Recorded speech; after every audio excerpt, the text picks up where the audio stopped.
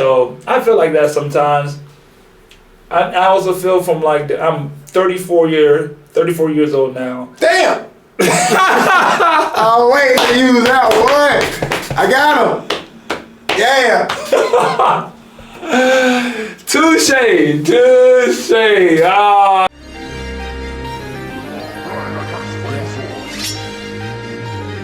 What are you thinking? Yeah. What are you thinking? Yeah. If you wanna know my thoughts, open your ears when I talk. Yeah. What are you thinking? Hey. What are you thinking? Hey. If you wanna know my thoughts, open your ears when I talk. Yeah. Keep going. I had to be on live pretty much like 2 hours just to get $1.44. 2 hours? 2 hours. That's just because of me though. Cause some people it's not based on how long you want. It's based on how many gifts you get. Yeah. But bro, 2 hours.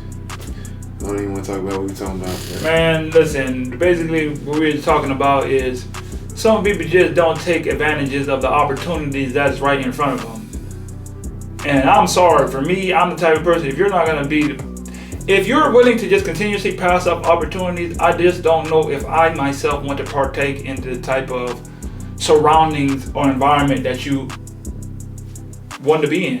I like excellence. I want to be great. I want to go and do the things that make me want to be great. I'm sorry. I can't do it, bro. Adjust my chair. I don't want to be looking like no shrimp sitting next to you, man. You always adjusting your chair. Yeah, you go up and down, hydraulics.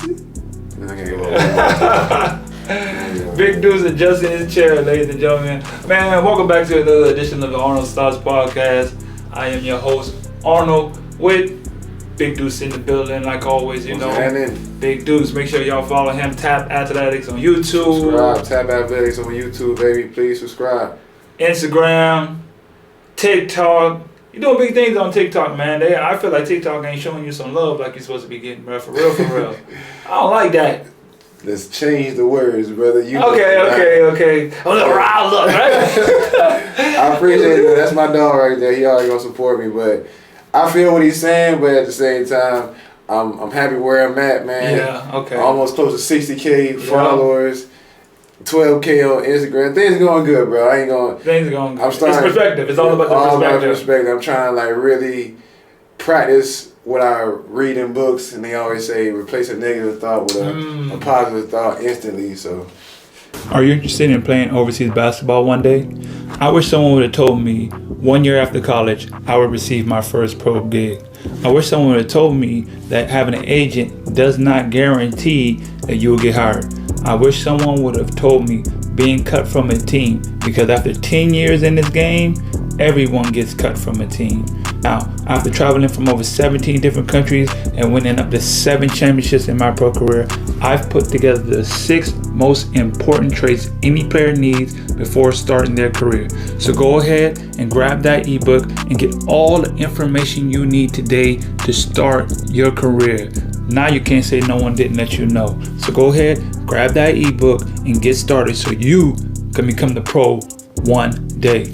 Let's go. I read a book one time. It's like every time you have a negative thought, you can physically, in your head, scratch it out like as if you're scratching out like with a pencil, and just scratch that thought out, and it's basically like your brain's canceling it. That's something that stuck with me in a book that really helped, because what is this overwhelming just negativity that just goes on in our head at all times? Why does it seem like the negative thoughts are so much louder than the good thoughts? Well, I've been reading. So do enlighten us, big dude. Do enlighten us on the good words. You know, it's just an impulse from our brain pretty much, but I think our brain over time is like that's the easiest way to like think about something. Because you got to think about it. Thinking positive takes a lot of effort. And like for our brains, you know, we trying to conserve as much energy to, you know, put forth the most energy when it's a serious situation. So the brain really trying to like cut shortcuts all the time. So a negative thought is just an easy thought. Boom. And then, you know what I'm saying, the think positive, let's bring my energy up. Yay, let's think positive, guys. Everything is going swell. Yeah, like I do not want to do that at it times. takes a lot of energy. And I think about that, like I've been more conscious of my thoughts lately, and just my interactions with like what we were talking about before, just my interactions with certain people and certain things, and I'm like, why is it I react the way that I react? You know, is it cultural? Is it like hereditary? Is it those things, or is it just like the way we grew up? Is it the programming from the TVs and all the movies and stuff that we watch? I think it's all that, all rolling together. All that combined? Society, culture, the media, your genetics, all that stuff. I think it's all, you know, rolling into one. That's why it's so hard to control. You know what I mean? That's why so many people, like Gucci said, get lost in the sauce. Because, you know what I mean? You don't know why you're doing this. It's just something that happens naturally. Why does it seem to always have us on a chokehold? What? Just at times, negativity. Negative impulse? Yeah. I don't know. That's a good question, man. It just, I think, because also, you know what I'm saying, you might be in a negative surrounding, so you might see it all the time, and it just kind of become part of your subconscious, and you just kind of learn to accept being negative.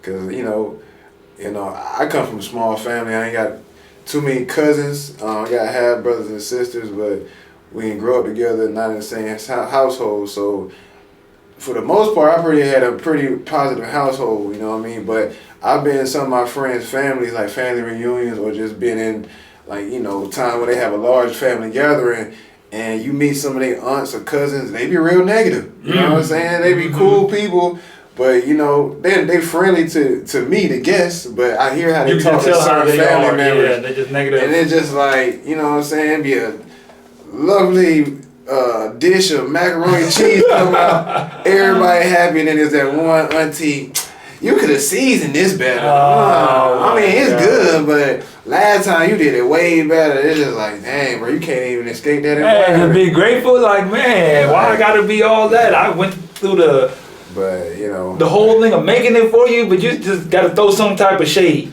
It's tough, bro. Some people can't escape that environment, but, you know, just do your best to really be aware of negativity, because like Arnold said, man, if you're not aware of it, if you don't change your thoughts to positive thoughts, it's going to take over you. It's going to have you in a chokehold, and you're going to be wondering why I can't, like, get right. Why am I suffering so much? Why I can't get right?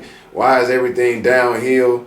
And it's just because, you know, it's like you kind of choosing to accept negativity. You probably think you're not. You be like, nah, this is just happening to me, but not.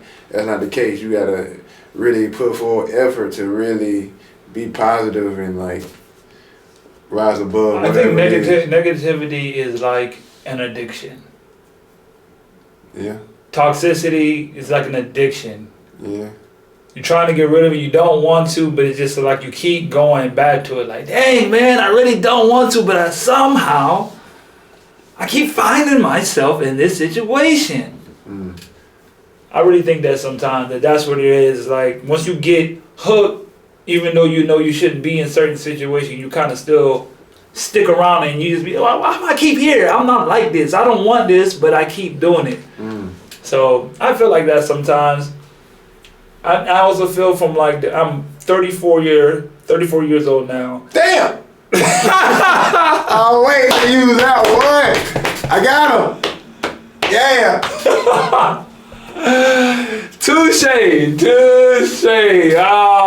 Okay. We the same age though. Okay, he got me. He got me. He got me a couple That was a good timing too. Make sure y'all watch that. He got me. I had to return the favor. That was a good timing. Yeah. But I feel like I'm 34 years old. But I feel like really the last 2 years when I really just started really focusing on changing my thoughts and changing the way I think and really diving deeper into more books to get more understanding about life and stuff like that. And I think, man, for 32 years, I've just been consuming so much BS and negativity unconsciously that it became my conscious reality, because that's what I've only seen. Like, I really started paying attention to, like you say, my aunt, And my family, I never really realized how just negative. Oh, I gotta pay these bills and my back hurt and nobody helps with the church and I gotta do everything.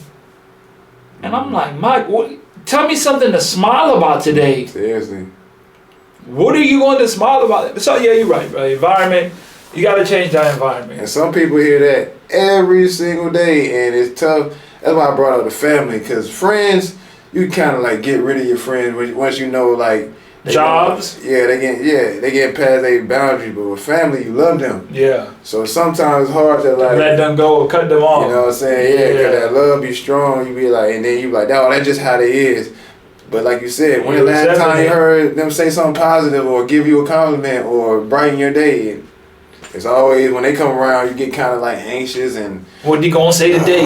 Here we go. Like you gotta tense up and put your arm on. Like, you never know. You gotta keep your guard up because you never know when you gonna have to defend yourself. Yeah, bro. Over some negative comment. Yeah. But moving on, man. So season, how you feel? We in the playoffs. We in the second round right now. How you feeling, man? You feeling like you juiced up? You ready? Especially after now, we're gonna talk about Jerry. Yeah, talking to you. Yeah, Jerry. Yeah, we on your head. Welcome back to the league, Jerry. Back. He always call himself the biggest. Where you get that from? I'm so glad you came back to the league, bro. I want all the smoke. You, Hill Mays, your boy. No, he got cut. What? Yeah.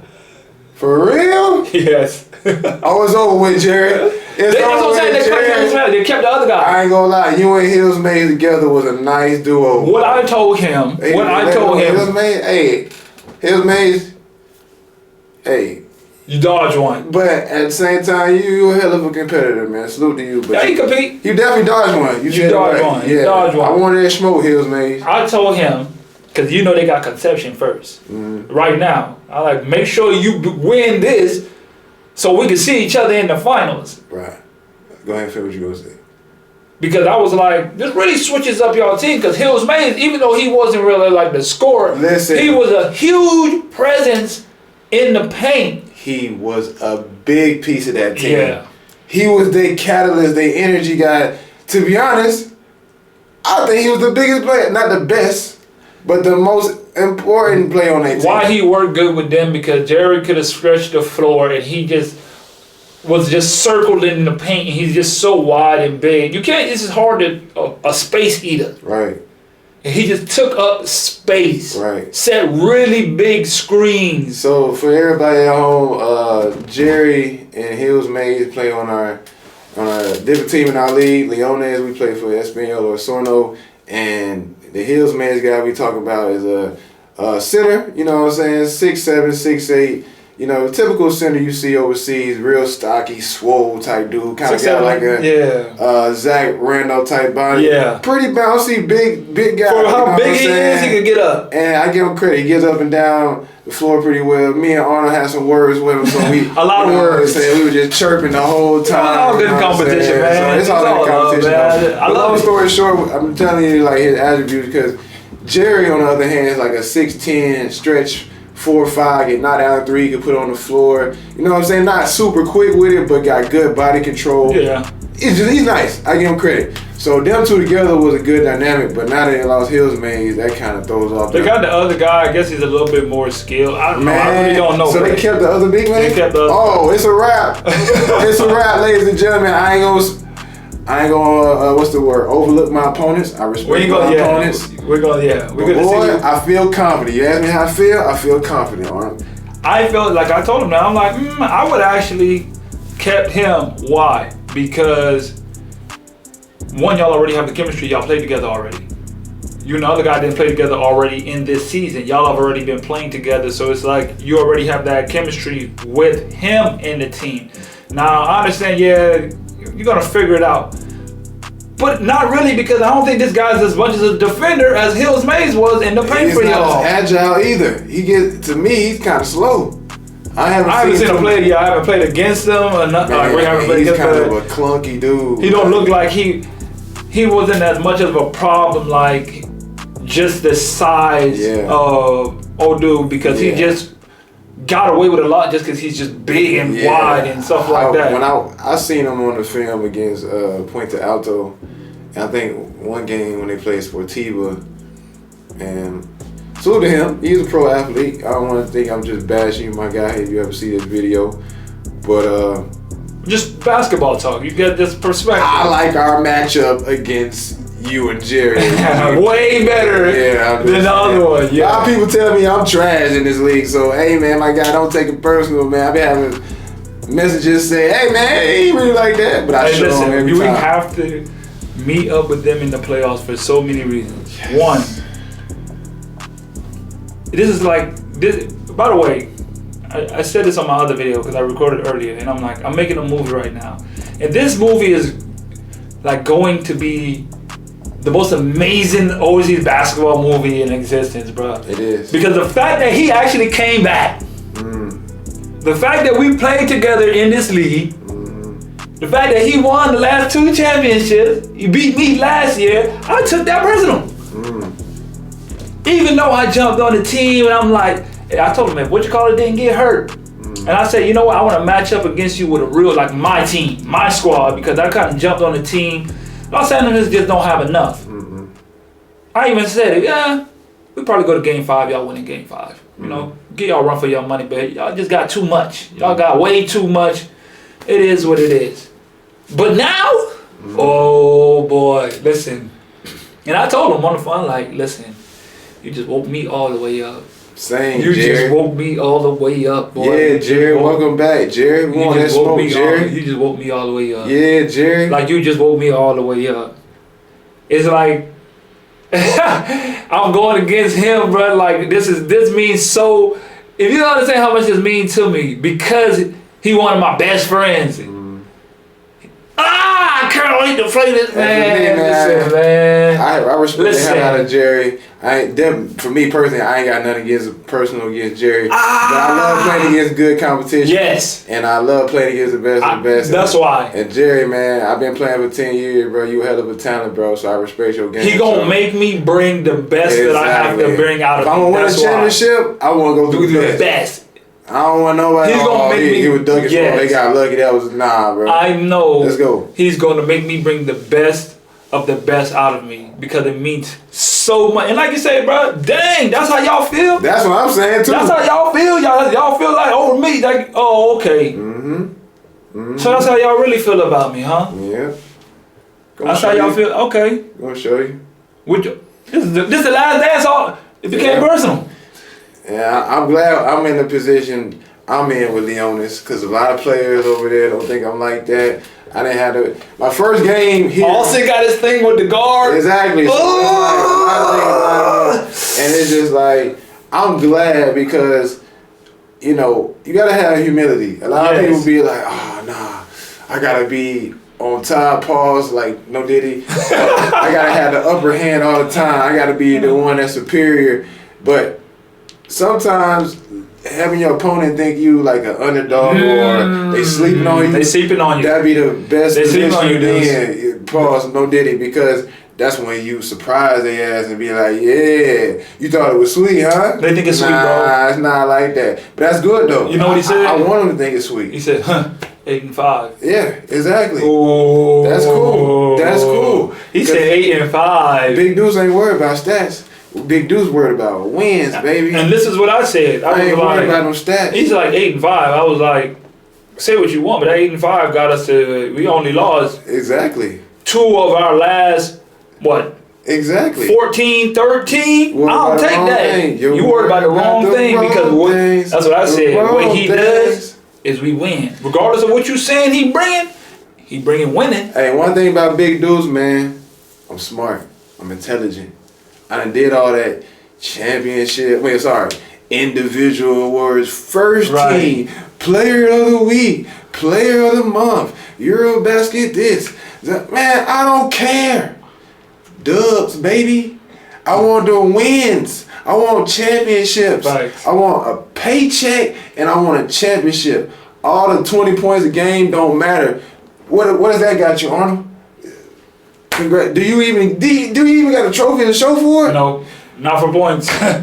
We ain't in the NBA. Let's get that straight, all right? For all people overseas, I mean, back home, want to be overseas, I know it looks cool in the NBA. You get a 3-point shootout trophy. You get a Rookie of the Year trophy. You even get a 6th Man of the Year trophy. You ain't getting no trophies. They might give you a little medal. You ain't getting no ring. No.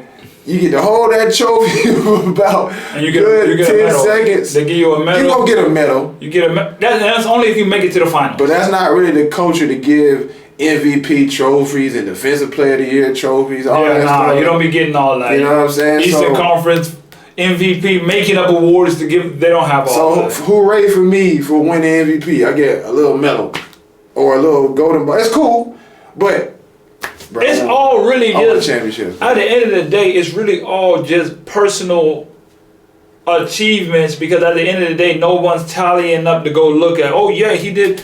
Really, nobody cares. That's why I say this. Really, nobody cares. When you even go into the NBA level, you sizing up NBA greats. There's a list of hoopers, superstars, Hall of Famers on the no rings list and the rings list. Now, I won championships. One championship. My first year as a rookie, I'm proud of that. But I want more. You think I want to be in a room full of overseas hoopers 20 years from now? Yeah, man. Over in South America, Chile, talking with Arnold, he going to be like, yeah, I won 9 championships. Yeah, I won 4 or 5. I won 7. I'm going to be over there. I just won 1. No, bro. At least...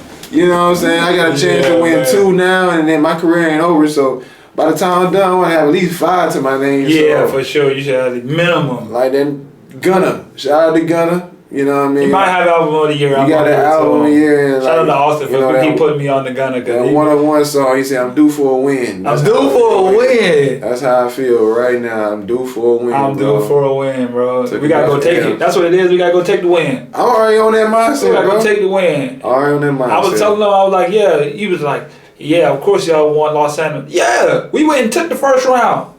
They didn't just hand us those wins. Exactly. Nah, y'all got smoke. Keep playing. I say, I want you better get right, because that ain't going to be no pushover over there. That's what I'm saying. Why y'all lost Hills Mays is because Conception coming with it. Conception coming with it. You know what I'm saying? And they could bring one more person in. And what did I say? When it gets to those playoffs, somehow the money just seems to pop up. The money just seems to pop up. Y'all not that much better than y'all. Not just like overly better than South America does it now with the whole. I'm not. Why do you think I was able to come and get like 8 at the last month from Los Angeles? Exactly. I see how they finesse. Once the end of the season, the playoff, they somehow find the bag. They gonna find the whole season. They BS. When they get to that semifinals, oh, they find the money. Big money too. 8, 10, 20. Really? Y'all had it all this time? So this is a common thing they do? They did the same thing for Robert Battle. That's that dude's name. Shout out to you, Robert Battle. I heard of him. He went to Memphis? Maybe. He's a bald head. I'm thinking about Robert Dozier, my bad. Oh. He played at Kimsa, the same in Argentina. He's like big, known in Kimsa. He's like the OG at Kimsa, where Brandon playing right now. But it's so crazy how it's repeating itself. He was in Leones. I heard they paid him like 20 for like 2 months. 20? For like 2 months. Yeah. And then he came in right at this exact semifinals to finals. We found that out. Me and B found that out. What? You getting how much? That's crazy. Start lighting that bit up. Killed them. But yep, they somehow always seem to find it at the end of the season. Conception, they gonna find that money. They gonna find that money. Now for him to come, he knew both of the guys. He knew both of the guys. So basically he took Hills Mays' job. Slime. What do you I'm joking. I ain't saying, dog. I ain't saying. It's a cutthroat. It's a cutthroat world. It's a business. But what you think about it? What you think about it? I know him so well. When he said it, I thought about it. And I was like, I don't know if I could do that. Listen, that's the game. That's the game. That is the game, bro. It's real. That's what we say. It's a business. Your job is never secure, and it's your responsibility to do everything you can to secure that job. That's facts. I've learned over the years. Ain't no love in this game. There's no love in this game. That's one for sure. And your skills ain't gonna cut it. It's Ivy. He was amazed, you know what I'm saying? Yeah. Like, he wasn't putting up crazy numbers, but he was holding it down for them. Listen, man. They finished number 1 in the regular season. He was there from the start of the season? No, he came after a game. Like, he came almost the same time you came. Like Okay. 6 games in. Well, He was the majority of. He played the 20-something games with them. Put it like this: he had a great impact on that team, Yes. and he was I wouldn't even call him a role player. He's a star player for them. So long story short, it don't matter about your numbers. And what I've learned to do is build relationships. Right. You have to you have to take the time and make an effort to talk to coaches. Right. For some people, for extroverts, sometimes that's pretty easy. I've had some teammates, then they're best friends with the coach. You know what I mean? And still got cut. No, I wouldn't say. It's been a situation where, yeah, I've seen that happen too. Well, I'm just talking about, like, The coach got their back. you know, me personally, I'm an introvert, so I don't really go to people, especially not the coach, and be like, "Hey, coach, what's going on? What you gotta do after this?" You know what I'm saying? Or you ain't gotta do it necessarily like that, but you gotta find ways to get the coach, the general manager of the team, the president, and the fans. The fans. If you get the all fans. 4 of those to like you, Yeah. you'll keep a job. Because the last 3 years, I swear that's how I kept my job. I've been putting up good numbers, nothing declined, but because I got that relationship with certain people. Yeah, because just going back to your Iraq situation, as much losing as y'all doing, and they still kept you. We lost 7 games straight, ladies and gentlemen, and we lost, I'm losing. I want to say, 8 out of 12. This wasn't supposed to be on the whole time. We lost 8 out of 12 games, and in the Middle East, you lose twice, you got a serious chance of going home. Oh yeah. So the fact that I lost 7 straight and then like pretty much 8 out of the last 12 Dang. was terrible. But I was playing really good. And you know why they kept me? Is because when I first got there, I said, "Hey coach, you a father?" "Yes, I'm a father." "You have kids?" "Yeah, I got 2 kids. I got a daughter and a son." "Oh wow!" Pull out my phone, showing pictures. Wow, they're beautiful. Finesse county of the world. Now don't get me wrong, it was genuine. You know what I'm saying? But It's strategic. Life is it was strategic. also strategic because I do got 2 kids and I do have to feed them. I do have to clothe them and I have to help out as a father. You have to do what you gotta do. I gotta do what I gotta do for my babies and my livelihood. So That's what he said. build relationships, man. He's like, bro, like, he just bought him a crib. His girl, not to put too much of my boy business out there, but, you know, he posted it. He got another baby on the way. Congratulations. You know what I'm saying? He got another baby on the way, a little girl. You feel me? After the season, I'm going to pull up on him in LA. You know what I'm saying? That's still my best friend, but it's wartime. Mm-hmm. We at your head. And I'm juiced about that. Same. So, but it's right here. It's a business. Definitely. Same thing happened to me and my cousin when we was in Thailand. I was on one team, he was on the other team. It's like this was the A team and this was the B team. I was playing on the A team, he was playing on the B team. They decided we won 4 in a row. They decided to cut me from the A team and cut him from the B team. Bring in some dude from that area, like it's like a dude in South America that just came to my spot because he's known in South America, right? But he was known in Asia, so he took my spot. And then they gave me Mark's job on the B team. And it was like, you can play on this team, but either way, he's cut. So if you want it, you have it. But if not, we're going to find somebody else. I'm already in the country. The China thing already fell through. I'm already here. It's business. I got to take the job. You know what I mean? That's just the cutthroat part of the game. So it's not really... It is what it is, man. That's your job to solidify yourself.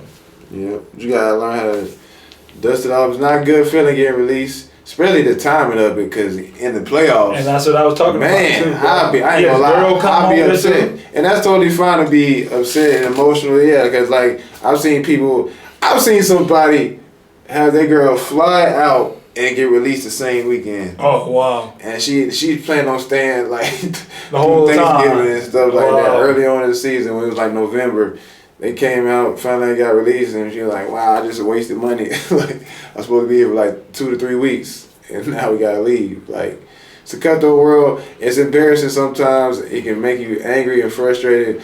But he commented on the what you call it. Him and his girl. He said Jerry said they came and deleted it. The league or the team deleted their comments because he started commenting on the, like, you know, when they be like, "Thank you for what you've done," da da da. Apparently he left like a negative comment or something underneath there. On whose page? On the Leona's page. Hills Mays. Oh, okay. He was upset. He was upset. Don't do that. Yeah, please don't do that. Listen, like Deuce just said, it is a cutthroat game. Nobody likes to get cut. You had your girl come out there. I'm gonna be real. I probably know how much money you're probably making. It's not enough to be getting fired. Wait, this is a regular job just for like you working at Walmart. You need that job. Mm-hmm. And then for another guy to come and just take your spot like that, especially in the playoffs, because you know you count. The last month is really where you be like, okay, I'm good now. The last month we solidify one more month, good. I need that bread. Yep. It's the 5th, the 7th? Boy, you gotta cut in the beginning of the month. You don't get that whole month. Oh, but you're probably counting.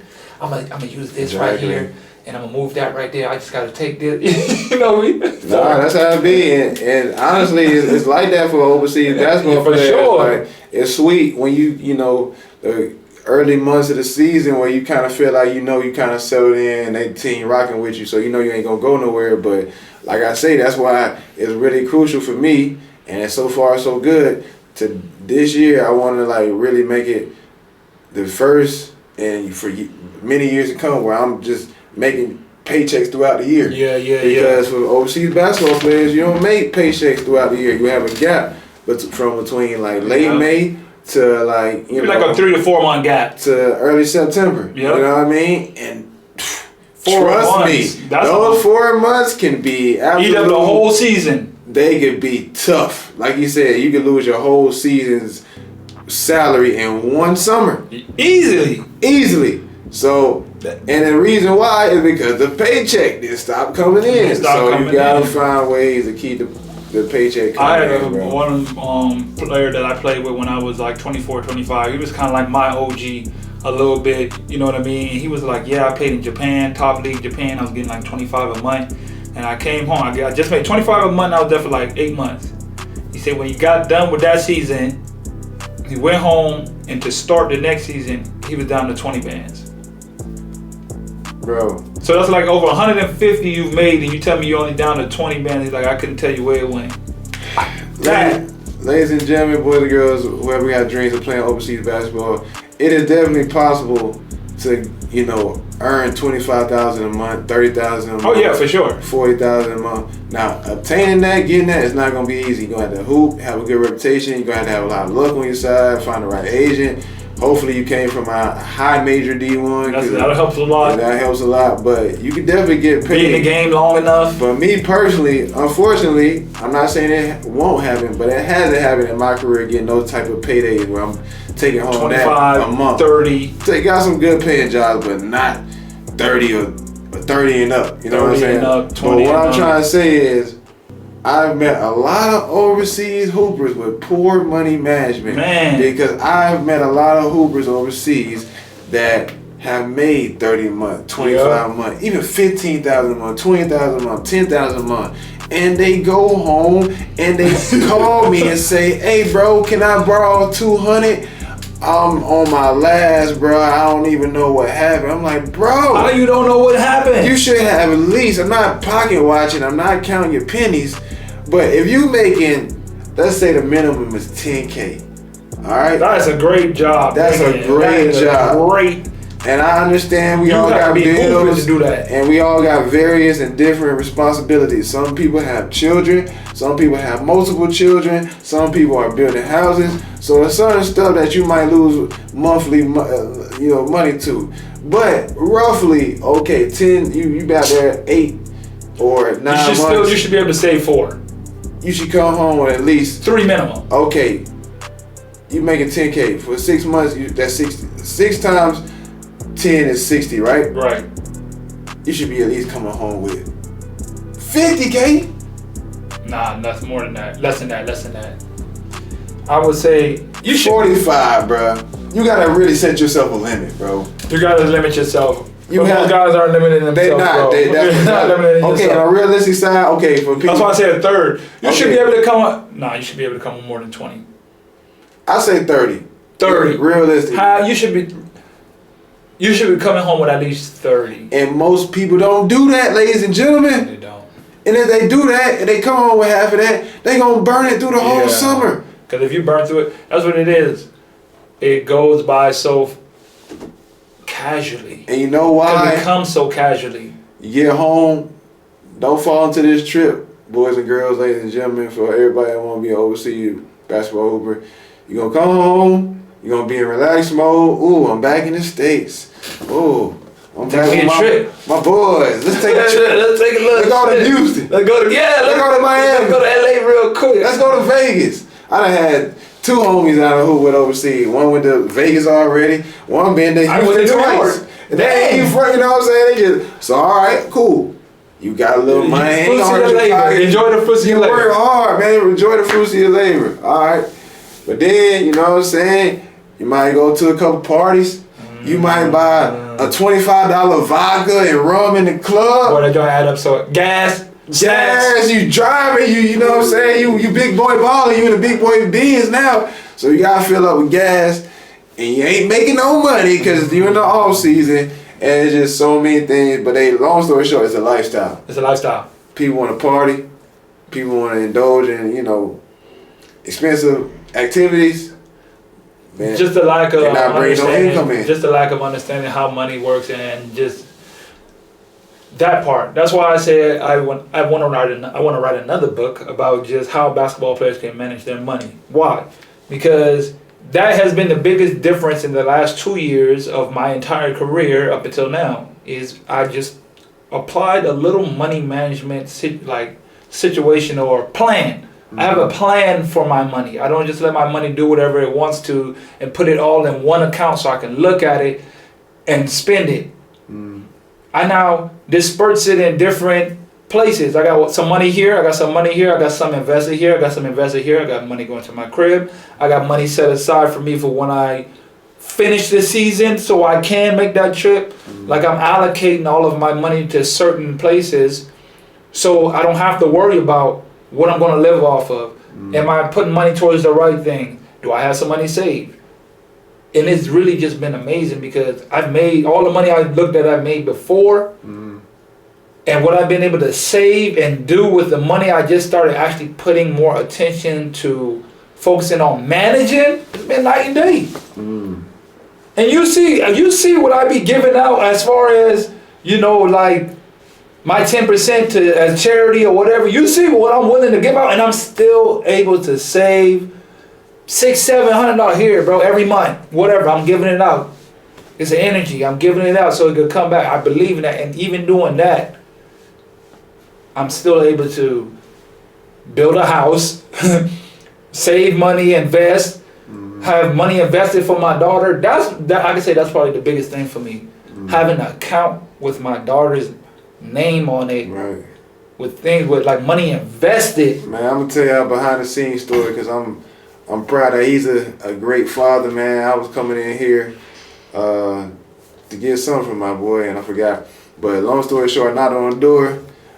He opened up the door, man. He on the laptop, see what, you know, some stocks, some little squiggly red and green lines. I'm like, what you up here looking, man? Looking up. What you said, Forex? Yeah, I thought you were doing Forex. He in here looking up stocks for his daughter, man. You know what I'm saying? How many fathers you know really out here, you know, trying to help their daughter invest and build generational wealth, man? It's not a lot of men that do that. So I salute him on that, man. He looking up stocks for his daughter, just trying to make sure he got doing everything he can to provide a great future for his daughter, and I respect that. Yeah, because looking at the situations that's going on right now, like I told you, I had to go to court for my dad and stuff, and I'm just starting to, I learned from that situation to understand that I looked at his mistakes, or things that he could have done better. I wouldn't even call them mistakes. He probably just didn't know.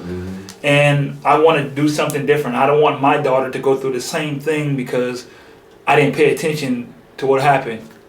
Now I'm getting dragged to court for something that he didn't take care of when he was alive, and I'm like, do I really want my daughter to go through all this situation and go through this hell? Right. Because that's affecting me 3-4 years later after you passed because I didn't do what I was supposed to do when I had the chance. And I wasn't making 10K a month, 25, 30, and I'm still able to acquire these things just because I understand money management. Right.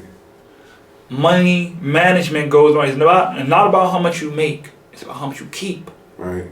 How much you got working for you. How much money you got working for you. And once I made that shift, that's when it started happening. Because when I did that, I'm looking at her account like, dang, she up $300, $400, $500 just on what I'm like, dang, you feel me? Imagine when she get 25. When she get 25, and I can say, here you go, start your life. Right. You got an M in there, just chilling. Right. To start your life. I wish my dad would have gave me an M to say go out into the world and figure out what you want to do. Crazy with the way inflation going up. A million ain't gonna be much. Like that's gonna be the stuff she. But you not feel what I'm saying that, like it's better than her had $1 million. Zero. Yeah, exactly. How many of us started off with zero to get started? About inflation, that just made it like inflation so crazy. But yeah, that's beautiful, bro. And you inspire me to do the same thing, bro. Like I gotta look into stocks. Like my second income is second and third income is really my social media, and when I'm back in the UK, my personal training, and I also sell merch. So I have found ways to get some money on the side. Developing your brand. But at the same time, I also need to look into stocks. I would highly recommend basketball players to look into stocks because, like I said, having one income, you're not going to become a millionaire out there. Everybody want to be a millionaire or somebody wealthy. You're not going to do that. So if you learn how to do stocks and invest the right way and, practice your skills, man, you can have easy money coming in your pockets. That's what most players don't understand about the financial gain that you get from being an overseas basketball player is you have the time to learn something. You have the time to do a little bit of research because most time people be like, I don't really trust that. Why don't you trust that? Because people fear what they don't know. If you don't have time to research the things that you're trying to know, you will always be in fear of that set thing. So if you never take the time to learn something about the stock market, you will always be in fear of it and you will never be able to benefit from it. You feel me? And so we have a machine of basketball giving us money that we can be able to say, you know what? Let me put 2 racks in here. You feel me? It's untaxed. I got a little bit extra money that I could put into something. That goes a long way.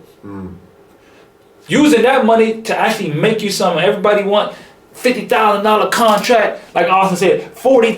I thought I was about to get 40. Maybe you ain't got to do it that way. Maybe you're getting a consistent 4 and you're taking 1 out each time and you just invest in that the right way. And by the time you're done playing, you play for 14, 15 years and you've been doing that for 12, 13 years. Your money when you're done is going to be crazy. Because you use your brain and you start realizing, let me just manage. That ain't got even nothing to do with basketball. There's a guy I know right now, speaking of which, these basketball players who just be out here living the life.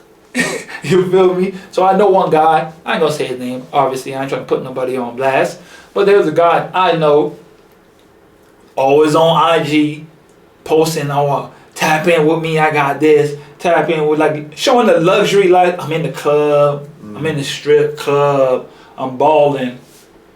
But then you hit my man's up asking for some money that you don't even know. He don't even know him. He hit B up asking for some, let me get a couple $100. You don't even know this man. You just know him because he's shining on IG doing his thing with basketball. And you feel the need to you're hitting up random basketball players for money. Ladies and gentlemen, boys and girls, do not get to that point. That's slimy, man. That's dependency, man. We don't preach that over We are not advocating that type of behavior. Do not get lost in the sauce of, I am a pro hooper and I got to show the lifestyle and I got a Benz and an Audi that I'm riding in. Guess what? You know how much it costs to get the brakes changed on an Audi? You know how much it costs to get an oil change? Like we said earlier in the podcast, man, don't try to keep up with the Joneses. Don't be trying to impress these people, and watch your lifestyle. Yes, you know bro. what I'm saying? It's like, listen, we living in the Matrix, all right? The Matrix for basketball players is growing up. You see Jaylen Brown sign a $300 million contract. You see Anthony Davis sign a $280 million contract. You see all these NBA players sign an over $100 million contract. And you got to understand, I hated this cliche growing up, but they said less than 1% of athletes make it to the pros. It's true. Did you make it to the NBA, Arnold? Nope. I didn't make it to the NBA, and I tried my best. A lot of people watching this video Less right than now. 1%. Less than 1%. Not 1%. Wow. Less than 1% make it to the NBA. So, not saying you can't, but long story short is we're programmed to think, okay, we bring in the money, right? We get the big money. Now we gotta get the clothes. We gotta look the part. You know what I'm saying? Remember I said he was the richest man in the world? Right. Bernard Arnault. Right. He owns Louis, Gucci, Right. all the clothing designs, Armani.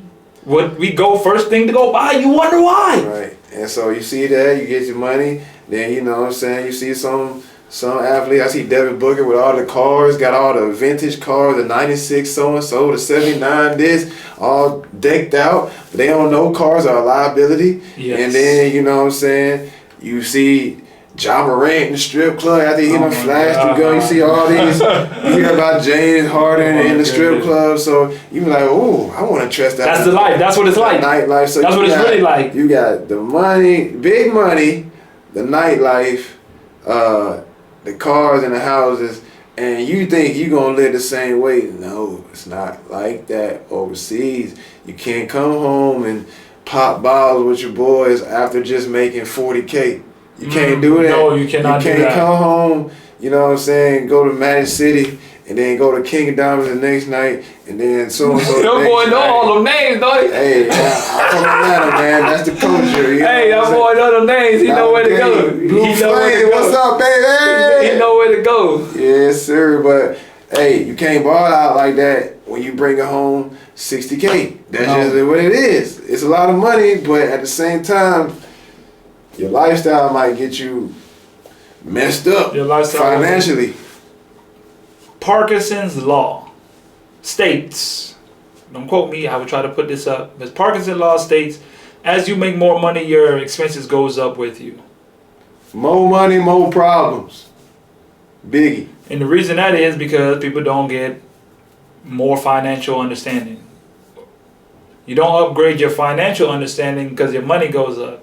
You may have $100 million, but if your mindset doesn't know what to do with $100 million, you're just going to lose it because you're just not that person. And I think that's when most people fall apart. Like you, cause you made $28,000 this year playing basketball, and that's actually good. But you're out here like you just made $250,000. The lifestyle do not add up. Lower your dopamine levels. Learn how to be bored. Learn how to not just be turned up. Transmutation. Just learn excited and geeked up all the time. You can't just be, I'm finna go to the club, hey. pop bottles and turn that Glorilla on and that sexy red. Like, lower your dopamine levels. Just relax. Lower your expectations. Take what's the word? Take chill, pleasure in slow and calm things. You know what I mean? Delayed gratification. There you go. All right, we're gonna finish out with this last topic. So, the reason I follow and I try to keep my timeline on Instagram is strictly basketball players, because then you start to see like they will start exposing the situations that they're going through in life, and that's what I want to like. Oh, I see what's going on with bro. I could touch on it. So there's a guy that I know, he was playing in Bolivia, and I guess he got cut. You feel me? And the team, I ain't gonna lie. You know how you read something and you look, and then they post something, you be like, wait, let me go back. See what he really said, because you just kind of skim over it. So I kind of looked and seen it was in Spanish what the team said, because it's in Bolivia. And he was saying like, it's funny how the narrative changes and da da da. And I'm like, wait a minute, what happened? So I go back to read, and he's writing, and basically the team put like his picture and put like a big red X over his face, like they got rid of him type situation. So he went under there and commented like, first and foremost, let's get this straight. Everybody was averaging 15. Like he's basically defending himself and going back and forth on the whole type of situation. And I'd be like, man, don't do that. Don't do that, bro. Let them do that. Just bro. accept it. Just let them do that, bro.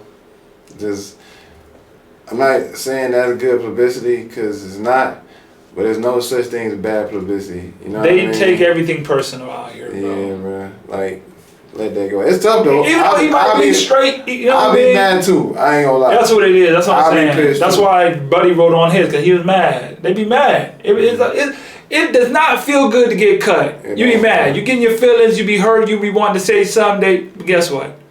It's a business. Nobody cares. Nobody's gonna come to defend you and say you're right. Let's go to protest and tell the league on him and let them give you your job back. There ain't no union. I was just about to say you're gonna be mad. You might feel like you got your energy out that you wanted to express, like being mad at the team for releasing you.